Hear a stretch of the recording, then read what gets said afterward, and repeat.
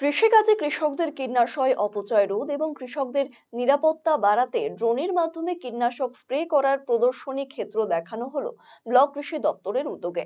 এদিন ইটাহার ব্লক কৃষি দপ্তরের উদ্যোগে ইটাহার থানার দুর্গাপুর অঞ্চলের চিতরগ্রামে ভুট্টা জমিতে ড্রোনের মাধ্যমে কীটনাশক স্প্রে করার প্রদর্শনীর কাজ করা হয়। কর্মসূচিতে উপস্থিত ছিলেন সহ কৃষি অধিকর্তা প্রশাসন নবেন্দু বসাক, দিব্যেন্দু রায়, গৌরব সাহা, স্বরূপ মজুমদার সহ অন্যান্য কৃষি আধিকারিকেরা।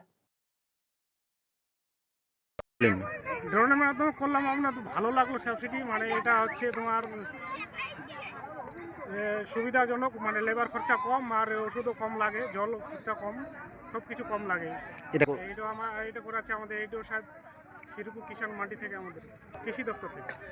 ড্রোনের মাধ্যমে কীটনাশক স্প্রে আমাদের কৃষিটাকে আরও এগিয়ে নিয়ে যাওয়ার একটা চিন্তাভাবনা চলছে, যাতে এখন যেহেতু লেবারের খুব ক্রাইসিস এবং খুব এফিসিয়েন্টলি কম জলে এবং কম কীটনাশকের পরিমাণ ব্যবহার করে খুব সুন্দরভাবে যে কোনো ক্রপে আমরা স্প্রে করতে পারি এই ড্রোনের ব্যবহারের মাধ্যম দিয়ে।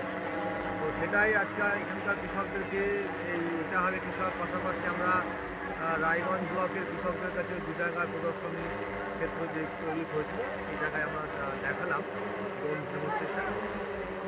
ভাবছি আগামী দিনে আরও বেশি সংখ্যক আমরা কৃষকদের কাছে পৌঁছাতে পারবো। এবং একটা ব্যাপার যে এখানে সঠিকভাবে সমানভাবে স্প্রে মেটেরিয়ালটা কাছে পৌঁছচ্ছে এবং যে উদ্দেশ্যে আমরা স্প্রে করি সেই উদ্দেশ্যটা ঠিকঠাক সাধন হচ্ছে।